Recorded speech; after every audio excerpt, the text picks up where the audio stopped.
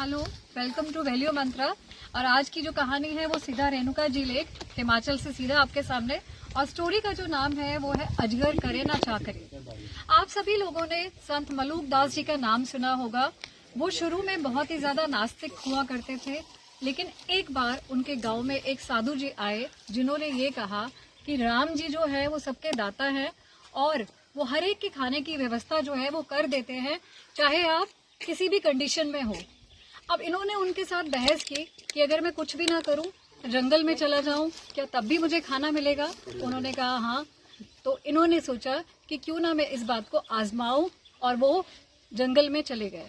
जब वो रात को जंगल पहुंचे, घनघोर जंगल, खूब अंधेरा, उनके पास कुछ व्यवस्था नहीं, जंगली जानवर थे वहां पर।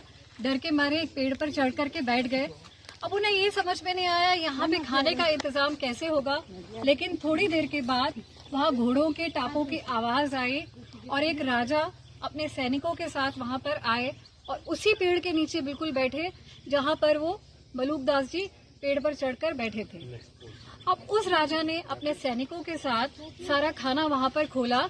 इतने में शेर के दहाड़ की आवाज आई और वो जो थे राजा और उसके सैनिक वो सब वहाँ से भाग गए और वो खाना जो था वो उनके लिए छूट गया। अब उनको साधु जी की बात का रियलाइज हुआ कि इस घनघोर जंगल में भगवान राम जी ने जो है खाना मेरे लिए भेज ही दिया, लेकिन उनकी हिम्मत नहीं हुई नीचे खाना खाने की, नीचे उतरकर खाना खाने की। खैर, इतने में थोड़े से डाकू जो थे वो आए और डाकुओं ने जब देखा कि जंगल में हमारे लिए इतना सुंदर जो है खाना बिल्कुल तैयार पड़ा है, वो आकर खाने लगे। लेकिन एक डाकू ने कहा कि सरदार, ऐसा ना हो कि इसमें कुछ विष मिलाया हो हमें पकड़ने के लिए, तो और जिसने ये सब किया होगा वो जरूर यहाँ कहीं ना कहीं छुपा हुआ होगा। उन्होंने जब इधर उधर देखा तो पाया कि पेड़ पर संत मलूक दास जी जो हैं वो बैठे हुए हैं और उन्हें पकड़कर नीचे उतारा गया और उन्हें ये कहा गया कि इसमें तुमने जहर मिलाया है। तो जब उन्होंने वो पूरी बात बताई तो उन्होंने ये कहा, डाकुओं ने ये कहा कि पहले तुम ये खाना खा के दिखाओ हमारे सामने, और उन्हें मजबूरी में वो खाना जो था वो खाना पड़ा।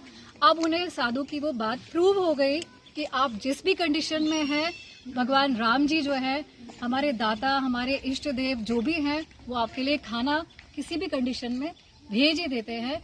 और तब से उनका भगवान जी में इतना गहरा विश्वास हो गया कि उन्होंने गांव में आते ही सबसे पहले दोहे की जो रचना की वो ये था, अजगर करे ना चाकरी, पंछी करे ना काम, संत मलूका कह गए सबके दाता राम।